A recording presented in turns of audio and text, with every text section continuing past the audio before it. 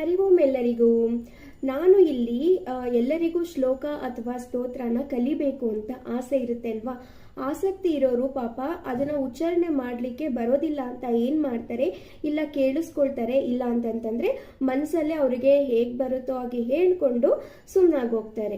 ನಿಮ್ಗೂ ಕಲಿಯೋಕೆ ಆಸಕ್ತಿ ಇದೆಯಾ, ನಿಮ್ಗೂ ಕಲಿಯೋ ಇಂಟ್ರೆಸ್ಟ್ ಇದೆಯಾ? ಹಾಗಿದ್ರೆ ನನ್ನ ವಿಡಿಯೋನ ಪ್ರತಿದಿನ ನಾನು ಅಪ್ಲೋಡ್ ಮಾಡ್ತೀನಿ. ನೀವು ನೋಡಿ ನಾನು ಯಾವ ರೀತಿ ಶ್ಲೋಕನ ನಾನು ಹೇಳ್ಕೊಡ್ತೀನಿ ಅಂತ ಅಂದ್ಬಿಟ್ಟು ನೀವು ಕಲೀಲಿಕ್ಕೆ ನಿಮಗೂ ಈಸಿ ಆಗುತ್ತೆ. ನಾನಿಲ್ಲಿ ಏನು ಮಾಡ್ತಾ ಇದ್ದೀನಿ ಅಂತಂದ್ರೆ, ಸ್ತೋತ್ರ ಅಂದಿದ ತಕ್ಷಣ ಎಲ್ಲರಿಗೂ ಸ್ವಲ್ಪ ಭಯ ಆಗುತ್ತೆ.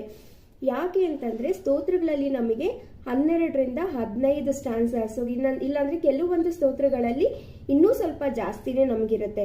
ಅದು ಉಚ್ಚಾರಣೆ ಮಾಡ್ಲಿಕ್ಕೆ ಕಷ್ಟ ಆಗುತ್ತೆ. ಮತ್ತೆ ಕೆಲವೊಂದ್ಸಲ ಏನಪ್ಪಾ ಇಷ್ಟೊಂದು ಒಟ್ಟಿಗೆ ಹೇಗೆ ಕಲಿಯೋದು ಅನ್ನೋದು ಕೂಡ ನಮಗೆ ಅನ್ಸುತ್ತೆ. ನಾವು ಮನುಷ್ಯರಲ್ವಾ, ಸಹಜ, ನಮಗೆ ಅದು ಅನ್ಸೋದು ತಪ್ಪಿಲ್ಲ. ಸೊ ಹಾಗಾಗಿ ನಾನು ಈಗ ಇಲ್ಲಿ ಏನ್ ಮಾಡ್ತಾ ಇದ್ದೀನಿ ಅಂತಂದ್ರೆ, ಆ ಒಂದೊಂದು ಸ್ತೋತ್ರನು ಒಂದು 4 ಲೈನ್ ಆಗಿ ಒಂದೊಂದು ಸ್ಟ್ಯಾನ್ಸ್ ಆಗಿ ಮಾಡಿ ಶ್ಲೋಕದಲ್ಲಿ ನಾನು ನಿಮ್ಗೆ ಹೇಳಿಕೊಡ್ತೀನಿ. ಹಾಗಾಗಿ ನಿಮ್ಗೂ ಕಲೀಲಿಕ್ಕೆ ಈಸಿ ಆಗುತ್ತೆ. ಮತ್ತೆ ಆ ಒಂದು ದೊಡ್ಡ ಸ್ತೋತ್ರನು ಆರಾಮಾಗಿ ನೀವು ಪಠಿಸ್ಬೋದು.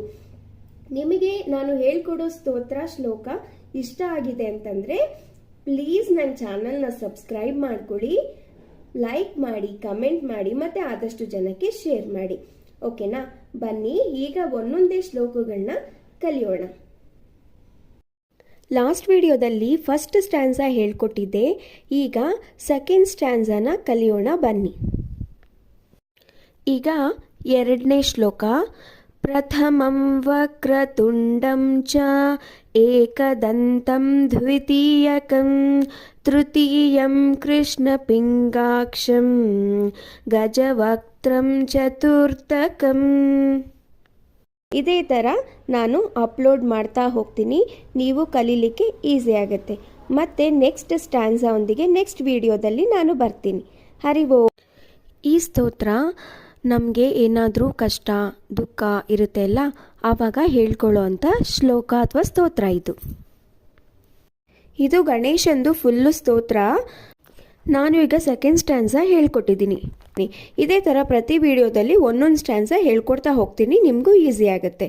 ಓಕೆ, ನೋಡಿದ್ರಾ? ಇಷ್ಟ ಆಯ್ತಾ?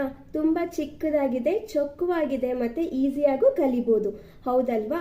ನಿಮ್ಮೆಲ್ಲರಿಗೂ ನಾನು ಹೇಳ್ಕೊಡೋ ಶ್ಲೋಕ ಸ್ತೋತ್ರ, ಮುಂದೆ ಹೇಳ್ಕೊಡೋ ಅಂಥ ಸಹಸ್ರನಾಮಗಳು ನಿಮಗಿಷ್ಟ ಆದರೆ ನನ್ನ ಚಾನಲ್ನ ಸಬ್ಸ್ಕ್ರೈಬ್ ಮಾಡ್ಕೊಳ್ಳಿ, ಲೈಕ್ ಮಾಡಿ, ಕಮೆಂಟ್ ಮಾಡಿ, ಮತ್ತು ಆದಷ್ಟು ಜನಕ್ಕೆ ಶೇರ್ ಮಾಡಿ. ಯಾಕೆ ಅಂತಂದರೆ ಎಷ್ಟೋ ಜನಕ್ಕೆ ಕಲೀಲಿಕ್ಕೆ ಆಸೆ ಇರುತ್ತೆ, ಆಸಕ್ತಿ ಇರುತ್ತೆ, ಆದರೆ ಹೇಗೆ ಅಂತ ಗೊತ್ತಿರೋದಿಲ್ಲ.